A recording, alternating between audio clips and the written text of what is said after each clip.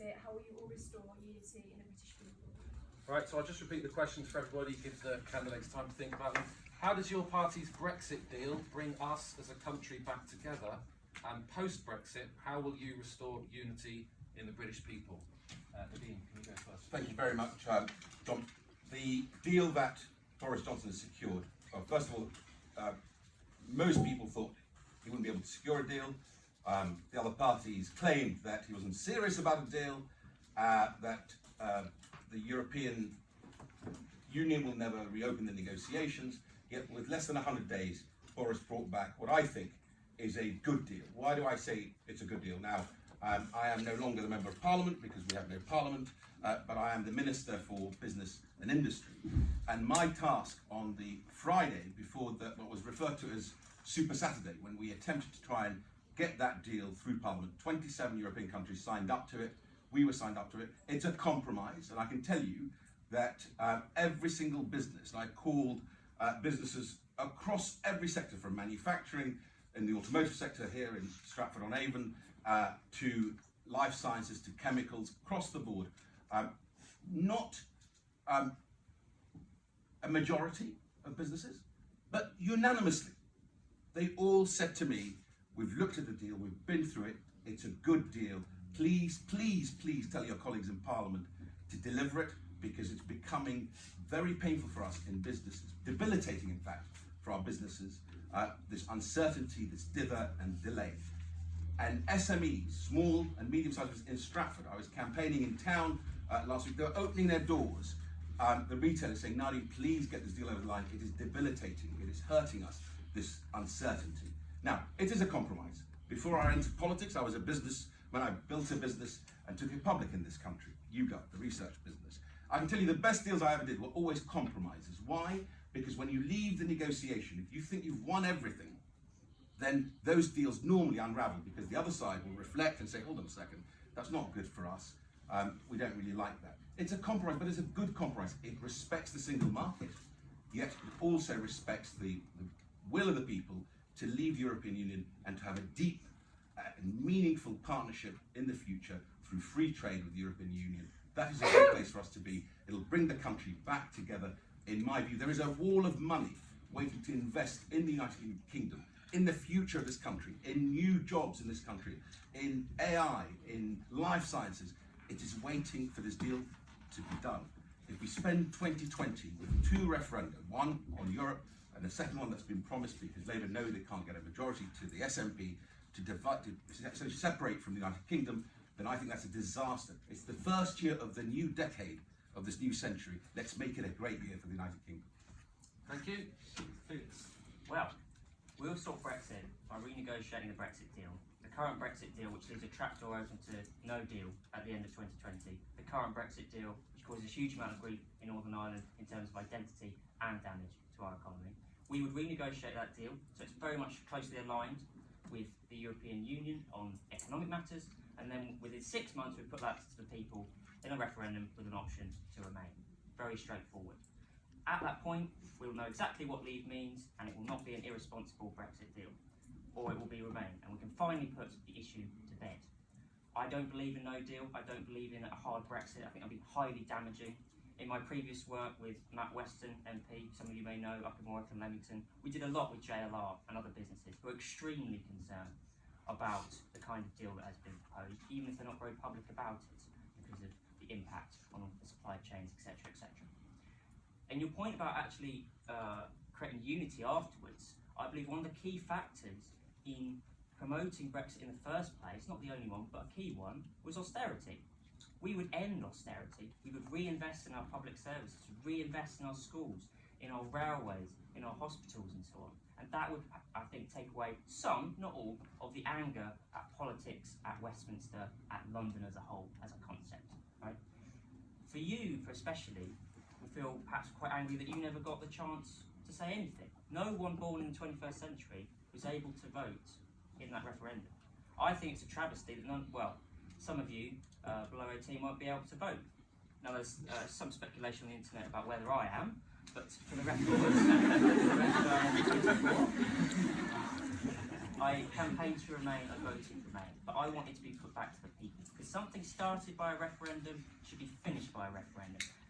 We've been arguing about what leave means for 3.5 years, and no one can come to a conclusion. The only way to do it is to have the only way that Brexit could, in any way, in any shape or form, work, and that's the deal we're proposing. Put that back, and then it will be put to bed. Then we can go on to spend on our public services, and with our Green New Deal, transform society so we're ready to face the climate crisis of the future. Thank you, Felix. Dave. We, the Green Party, would fight Brexit. We think the deal that the Conservatives have negotiated is a terrible deal. Nobody knows what's going to happen. It's only a withdrawal agreement. There'll be another 18 months of more of discussion and argument about what will happen, and we could, at the end of that time, fall off the edge of a cliff, as they say. We might not have any trade deals with anybody. We might not have any international agreements. There's about 80 international agreements that we have with the European Union, covering all sorts of things, and nobody will know what will happen. So we think it's a terrible deal. We think that it should be put back to a people's vote, where that deal and Remain are put to the people. Can't see any point in renegotiating a deal. The deal we've got with the EU is the best deal we could possibly have. Having said that, there are things in the EU that are wrong, that don't work very well. There are lots of things in the United Kingdom that are wrong and don't work very well. There are lots of people that are excluded, that are left in poverty, that are left homeless and on the streets. We need to fix all of those problems. And leaving the EU won't fix any of them. They'll make them worse for everybody. And most importantly, it won't fix, well, those are all very important, but very important, it won't fix climate change. We need to work with all the other countries in Europe and the world.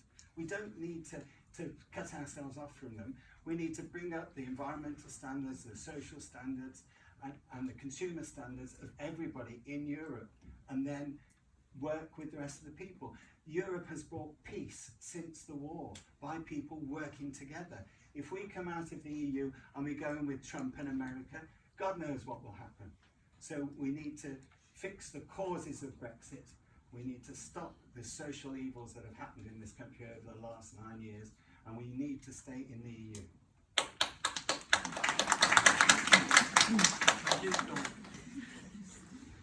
I find it interesting that Nadhim talks about compromise. There is one thing I will not compromise on, and that is the future of our country. That is your future and the future of my children. We do not compromise on that. Brexit is a nightmare. Leave means so many different things to so many different people. There is no good way out of this, no good and clear way out of this mess. The Liberal Democrats are very clear on what we will do. If we receive a mandate in government, a majority, we would revoke Article 50 overnight. We would stop Brexit. People say, you're going against democracy. How can you do that?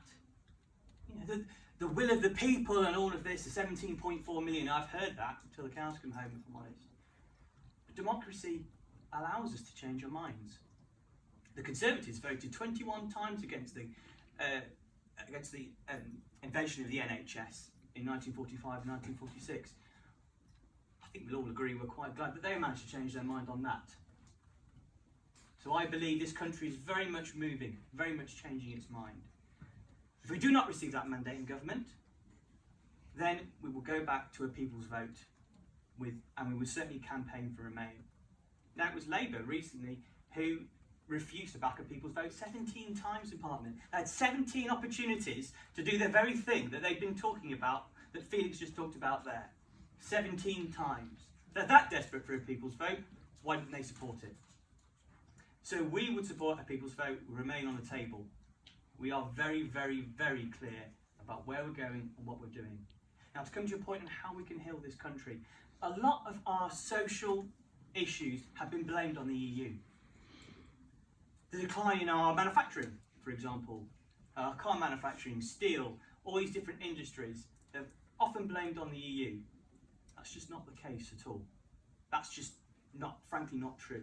It's successive governments who failed to support these industries. It's successive governments who failed to invest in certain areas in the north and certain areas in South Wales as well. So to bring our country together, we need to get Brexit off the table at all. Before 2016, I didn't see one angry Facebook post, one angry tweet, one angry conversation that in a pub, wherever it might be, to do with Brexit, to do with the EU at all. That's because all our country's ills have been blamed on that. We need to look in the mirror and answer some hard truths about where we are as a country. We need to be investing in our economy. We need to be tackling climate change. We need to be tackling the NHS and investing in mental health and supporting our communities to grow in a sustainable way. To go back to my first point, I will not compromise on the future of my constituents. I will not compromise on your future, and I will not compromise on the future of my country.